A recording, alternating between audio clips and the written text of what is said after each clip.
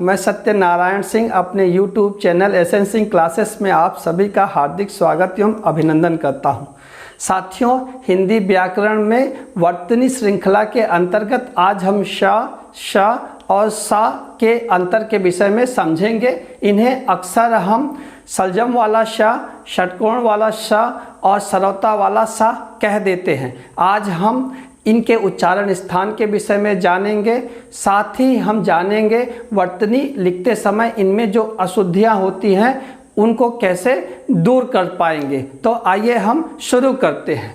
सबसे पहले श जिसे हम तालव्य श भी कहते हैं। क्या कहते हैं? तालव्य श कहते हैं। तालव्य श क्यों कहते हैं? क्योंकि इनका उच्चारण तालु से होता है, यानी उच्चारण करते समय हमारी जिह्वा जो है तालु को स्पर्श करती है। तो ये अगर आप मान लेते हैं कि ये मुंह है पूरा, ये ऊपरी वाला सिरा है और ये निचला सिरा है, यहाँ पे हमारी जीभ है, तो हमारी जीभ इस वाले पोर्शन को, ये जो हमारा ये वाला पोर्शन है, इसको स्पर्श करती है। आप देख सकते हैं ना, ये वाला पोर्शन जिसको हमने ये कर दिया, इसको स्पर्श करती है, तो ये है तालु बोलते हैं इसको। ठीक है। यहाँ पे जो चा वर्ग वाले अक्षर होते हैं वो बोले जाते हैं, जैसे चा, छा, जा, झा, शा। तो आप देखेंगे कि हमारी जो जिह्वा है वो तालु को स्पर्श करती है। तालु क्या है? आ। अगर हम अपना मुंह पूरा खोलें तो जो सबसे अंदर वाला भाग होगा, सबसे मुलायम वाला आप कह सकते हैं, जो पोर्शन होगा मुंह के अंदर वाला, वो क्या है? तालु है। और हमारी जिह्वा जो है श का उच्चारण करते समय वहीं पे स्पर्श करती है। उच्चारण देखेंगे, च बोलिए साथ में, च, छ, ज, झ, श। आप बोलेंगे तो वहीं इसको ये उसको स्पर्श करेगी। जैसे आप बोलते थे श शक्कर, श शीतल, श शुरू, श शर्मिला, श शंकु, श शंख, श शर्मा, श शरारत, श शलजम। इसे SH से लिखते हैं अंग्रेजी भाषा का। इसका मतलब होता है प्रकाश। इसका मतलब क्या होता है? प्रकाश। और अगर और अच्छे से आप देखना चाहें तो ये आपका ये ऊपरी सिरा है मुंह का, ये निचला सिरा है, और ये आपकी जिह्वा है। और ये जिह्वा क्या करती है? जब श का उच्चारण करती है तो इस वाले पोर्शन को स्पर्श करती है। ठीक है। तो आप ये अभ्यास से आएगा। आप बार बार इसको ऐसे बोलेंगे कि देखिए, च, छ, ज, झ, श।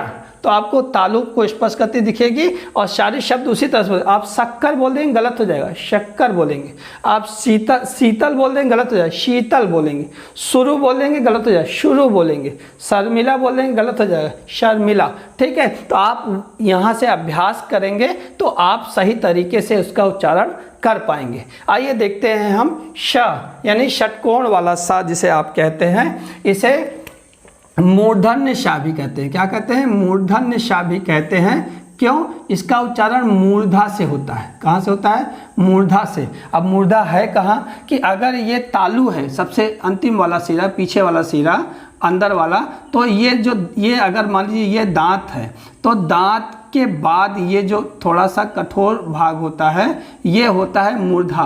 और हमारी जिह्वा जो है ये क्या होता है? जिह्वा का नुकीला सिरा ये कहाँ? ये मूर्धा को टच करता है श के उच्चारण के समय, और ये टा वर्ग में आता है। जैसे टा वर्ग के आप अक्षर बोलिए, ट, ठ, ड, ढ, श। तो आप देखेंगे कि हमारी जो जिह्वा है ये कहाँ पे इसको स्पर्श कर रही है? दांत के पीछे वाला भाग, जो हल्का सा कठोर भाग होता है, मूर्धा को स्पर्श करती है। ये देखिए, ये तालु है, ये दांत के जहाँ पे दांत समाप्त होते हैं उसके बाद ये जो पोर्शन होता है ये है मूर्धा का। तो जिह्वा यहाँ पे स्पर्श करती है। जैसे षटकोण, षडानन, धनुष, तृष्णा, शुष्क, विष्णु, षष्ठी, रुष्ट। तो आप यहाँ से इसको देख सकते हैं। इसकी स्पेलिंग होती है अंग्रेजी में SHA। क्या होती है? SHA। और इसका मतलब होता है ज्ञान। आप कैसे समझ सकते हैं कि ऋषि, ऋषि और ना, और यहाँ ऋषि में ये श यूज होता है, प्रयोग होता है। और ऋषि का मतलब होता है ज्ञानी, और ज्ञानी किसके सागर होते हैं? ज्ञान के सागर होते हैं। तो आपको ये समझ में आया होगा। आइए हम देख लेते हैं ये तीसरे सा के विषय में, जिसे हम दंत सा कहते हैं। क्या कहते हैं? दंत सा कहते हैं। तो आप दंत शा है तो यहाँ पे देखिए कि यहाँ पे जिह्वा हमारी किसको स्पर्श करती, नीचे वाला जो दांत होता है उसके मूल को, उसके जड़ को स्पर्श करती, नीचे वाले दांत के जड़ को स्पर्श करती। अगर आप इसको ये मान लेते हैं कि ये ऊपरी सिरा है और ये निचला सिरा है, ये है दांत का वो इस इलाका और ये ऊपरी वाले दांत का जो एरिया है, तो जिह्वा अगर हमारी ये है तो आप देखेंगे जब इस सा का उच्चारण करेंगे तो जिह्वा इसी को स्पर्श करेगी, ये दांत के मूल को स्पर्श करेगी। यहाँ पे जैसे आप बोलिए सरिता ना, तो आपकी जीभ ऊपर उठेगी नहीं, नीचे वाले दांत के पास ही चिपकी रहेगी। सरिता, सरसराहट, सागौन, सरस, सूर्य, सेंट, सब्जी, सड़क। तो आप इसे इस तरह से समझ सकते हैं। तो अगर आप को तीनों में अंतर करना हो तो ये तालु से बोला जाएगा, यानी ये तालु, ये मूर्धा और ये निचला। तो आप इस तरीके से इसको समझ सकते हैं।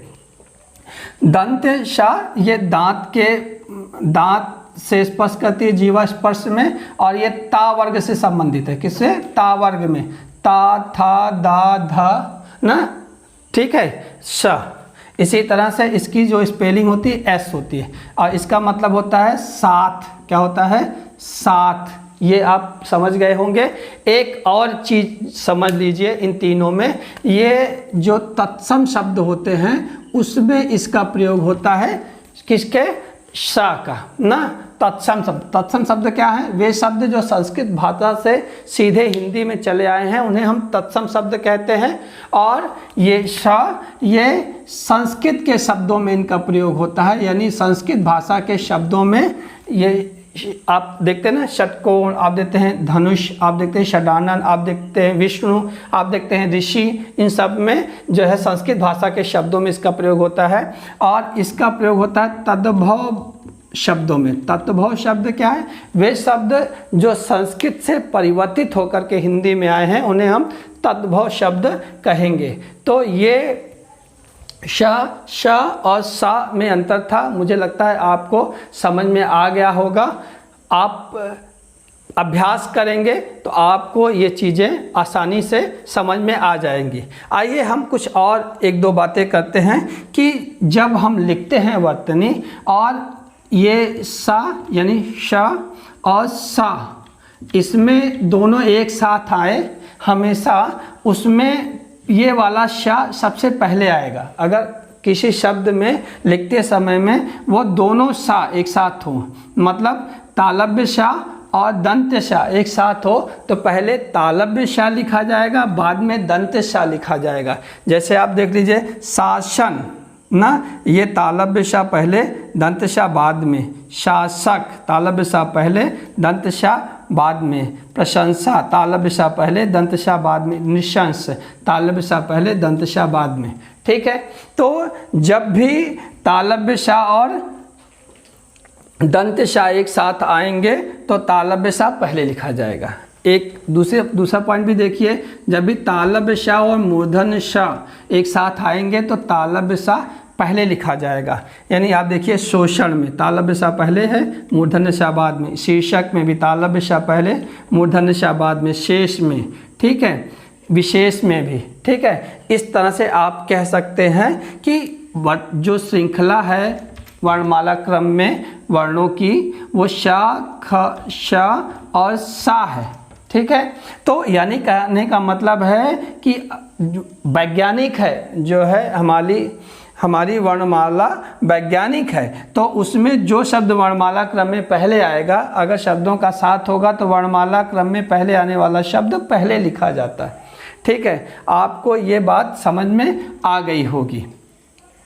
तो मेरा ये प्रयास था आपको ये समझाने का, और मुझे उम्मीद है कि आपको ये समझ में आ गया हो। अगर आपको अच्छा लगा हो, आपको मेरा प्रयास जरा सा भी अच्छा लगा हो, तो आप लाइक कीजिए, शेयर कीजिए, और अभी तक मेरा चैनल सब्सक्राइब नहीं किया हो तो कर लीजिए, ताकि इस तरह के वीडियो आपको समय समय पर मिलते रहें, उनका नोटिफिकेशन मिलता रहे। मिलते हैं अगले वीडियो में। अपना और अपनों का ख्याल रखिए। नमस्कार।